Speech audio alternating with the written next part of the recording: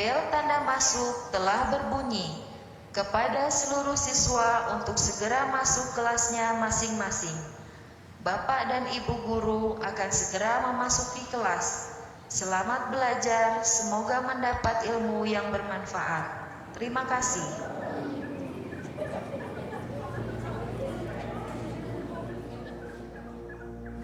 Ceritanya dulu ketika wabah corona ini datang, kita awalnya biasa-biasa aja. Sampai kemudian turun instruksi dari gubernur dan dinas pendidikan bahwa sekolah itu harus daring, harus online. Akhirnya kita mencoba untuk belajar dengan online. Kita belajar, selama online ini kita banyak belajar menggunakan aplikasi-aplikasi yang baru, gitu kan. Belajar cara mengajar dengan cara yang baru, gitu kan. Itu tuntutan untuk kita semua, untuk guru, untuk belajar. Saya termasuk orang yang tidak begitu mengikuti teknologi ya. Jadi saya punya WA pun di akhir-akhir. Jadi agak kelabakan juga sebenarnya ketika dari offline jadi online.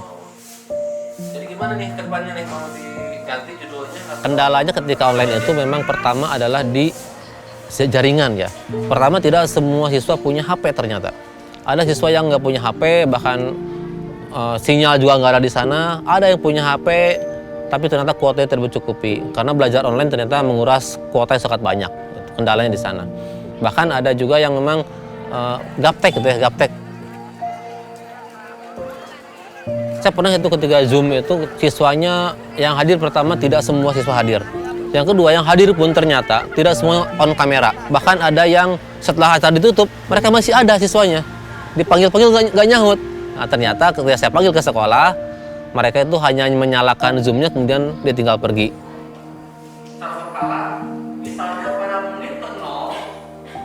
Kemarin terakhir ulangan ya, ulangannya kan ada siswa itu ada dua grup online di rumah dan offline di kelas. Ulangannya sama, hari yang sama, jam yang sama, soal yang sama.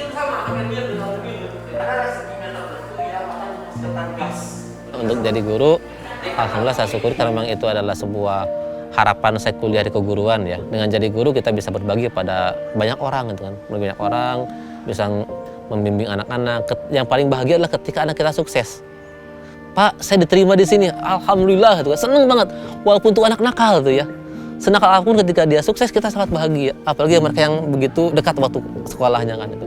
Termasuk waktu itu saya ada tawaran kepada anak-anak karena memang di Cidaun itu semangat belajarnya kurang ya. Saya menawarkan untuk ujian nasional yang mau belajar matematika silakan ke rumah, gratis. Yang datang satu orang diajarin matematika, ngerti nggak? Enggak Pak, itu kan tidak ngerti gitu kan.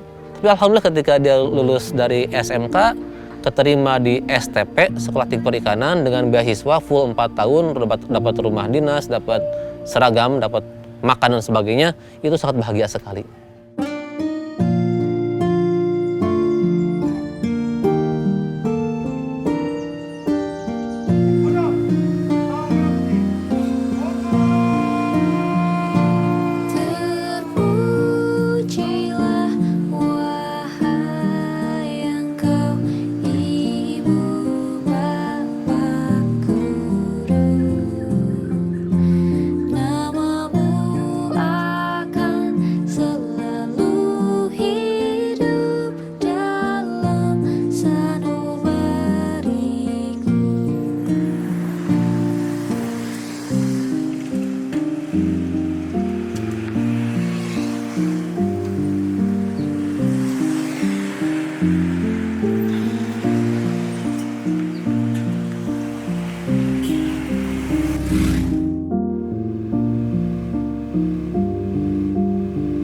Makanya untuk mensiasatinya, kita belajar tidak terlalu mengejar kompetensi yang dituntut dalam kurikulum.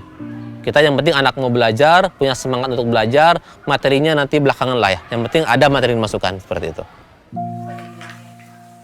Yang paling krusial adalah semangat belajar siswa ya. Dan itu adalah tugas bukan hanya guru, bukan hanya pemerintah, tapi juga orang tua siswa. Untuk murid-murid, untuk para siswa, mulailah untuk berkarya dari sekarang. Jangan menunggu lulus dulu, tapi dari sekarang berkarya apapun yang bisa kita karyakan. Baik itu bidang seni, komunikasi, teknologi, karya tulis dan sebagainya. Dicoba dari sekarang sehingga kedepannya nanti sudah terbiasa. Untuk semua guru dimanapun berada, kembali saya sampaikan dalam pandangan saya, proses pendidikan itu tidak lepas dari 3 hal. Pertama, belajar.